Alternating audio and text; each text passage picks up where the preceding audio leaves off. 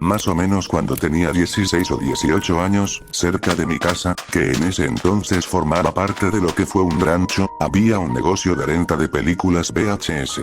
Me había hecho amigo del dueño, un señor de unos 50 o 60 años. Era muy paciente conmigo y siempre me esperaba hasta que terminaba de seleccionar las películas que iba a ver. En esa ocasión salí de su negocio casi a las 12 menos cuarto de la noche.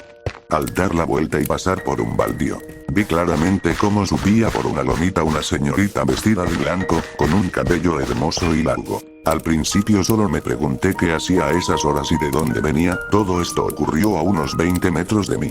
Pero cuando pasó enfrente de mí, vi con total claridad cómo atravesó un muro de ladrillos de una casa en construcción.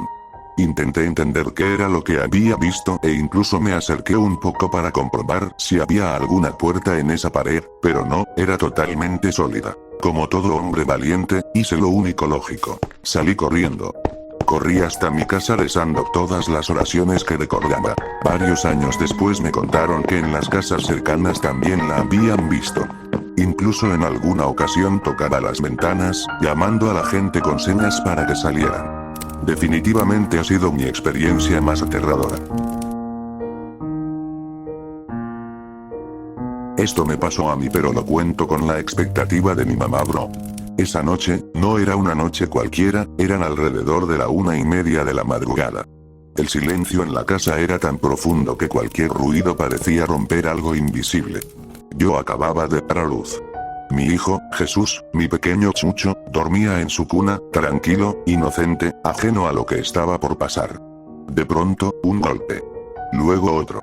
Y otro más. Cosas cayéndose. Arrastrándose. Como si alguien, o algo, estuviera dentro de la casa.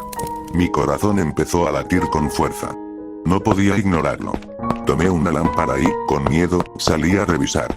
Caminé por cada rincón, la sala, el baño, el pasillo, todo parecía en orden. Pero había un lugar que aún no revisaba. La cocina. Antes de entrar, lo escuché. Un aleteo pesado, lento, antinatural. Como si una ave enorme estuviera sobre la lámina del techo. Entré con cuidado. Levanté la mirada. Allí estaba. Una sombra, moviéndose encima del techo, pero no como un animal normal, era demasiado grande, demasiado consciente. Tomé un palo de escoba. No sabía qué era, pero tenía que ahuyentarlo. Le di un golpe. Nada. Otro. Sigue ahí. Al tercer golpe, salió volando. Pero no fue un vuelo normal, fue pesado, profundo, como si algo oscuro se desprendiera del techo. Pensé que todo había terminado. Pero entonces, escuché a mi hijo llorar. Un llanto desesperado. Distinto.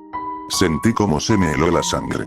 Corrí hacia el cuarto, abrí la puerta de golpe, y lo que vi, me rompió el alma. La cuna estaba vacía. No había ruido. No había señales. Simplemente, mi bebé ya no estaba. Mi respiración se cortó. Empecé a mirar por todos lados, desesperada, y entonces, en una esquina del cuarto, la vi. Una figura, completamente negra, inmóvil, observando. No tenía forma clara, pero se sentía viva. Fue en ese instante cuando lo entendí. No era una ave. Era una bruja. Y se quería llevar a mi hijo. Intenté despertar a mi esposo, lo movía, le gritaba, pero no reaccionaba. Era como si algo lo estuviera reteniendo, como si no pudiera despertar. El miedo se convirtió en desesperación.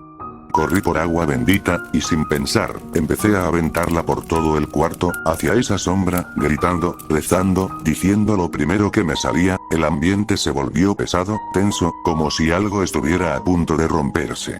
Y en ese momento, mi esposo despertó. Se levantó confundido, y comenzó a buscarme.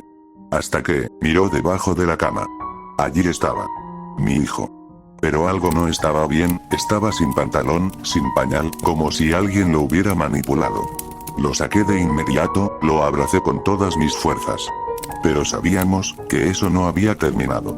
Llamamos a mi suegra. Llegó rápido, como si ya supiera lo que pasaba. Entró con un rosario en la mano, seria, firme, y solo dijo: ve a calentar agua, ponle sal. Corrí a la cocina.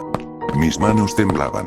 El agua hervía, como si también sintiera lo que pasaba. Cuando regresó, el ambiente en la casa era distinto, pesado, cargado, como si algo aún estuviera ahí.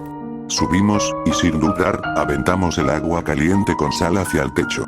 Y entonces, se escuchó un estruendo de alas. Muchas.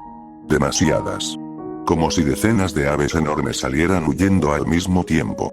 El sonido se alejó, perdiéndose en la oscuridad de la noche. Pero el miedo, se quedó. Esa noche no dormimos. Nos quedamos despiertos, vigilando, protegiendo a mi hijo, porque sabíamos que algo lo había querido, y casi se lo lleva. Desde ese día, nada volvió a ser igual. Tijeras en las puertas. Oraciones cada noche. Protecciones para toda la casa. Y al día siguiente, trajimos a un padre para bendecir el lugar. Porque había algo claro, eso, no fue un animal. Y tampoco fue un sueño. Algo vino por mi hijo.